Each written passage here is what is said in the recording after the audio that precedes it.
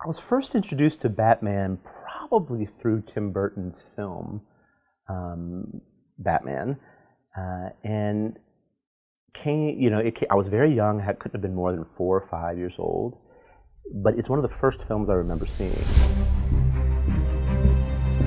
The idea to do a class about Batman really came initially from being fascinated with Glenn Weldon's book, The Caped Crusade. And in the book, he talks a lot about, or he writes a lot about, the way in which nerd culture, this marginalized segment of society, really became normalized through Batman. That Batman opened the door for folks to call themselves nerds and not be ostracized for it. And just remember that that term used to not be like a hipster cool sort of thing, right? It could have invited violence. You would have been beaten up because you were a nerd, or you might, be really marginalized in society.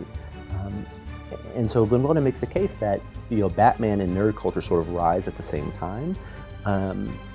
So part of it was just being fascinated by that idea, that way in which Batman has agency in culture, does something in the culture that allows for us to look at ourselves and know ourselves a little better, but also change how we talk, how we discuss each other.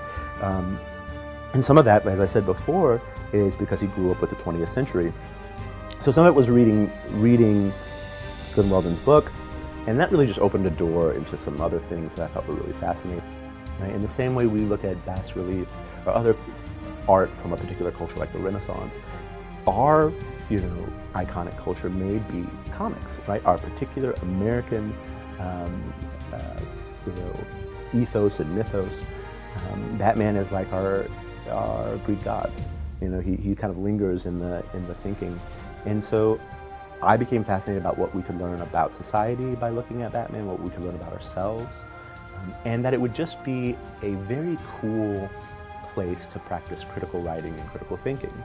So it's just like all this different ways we could explore Batman through different kinds of media. And it's a media genres class, right? That's the name of the class. Because I know there are going to be some students who say, wait a minute, there is a one true Batman, right? Batman is this particular way. And a lot of the class is saying, at what point in time?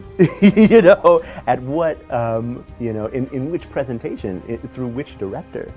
And I think that's an important lesson, right? It's a way for students in undergrad even to think about themselves, right? That I don't have to be one thing at one time. I can do many things at once. Even if it seems like your effort doesn't matter, it's the doing that is important, right?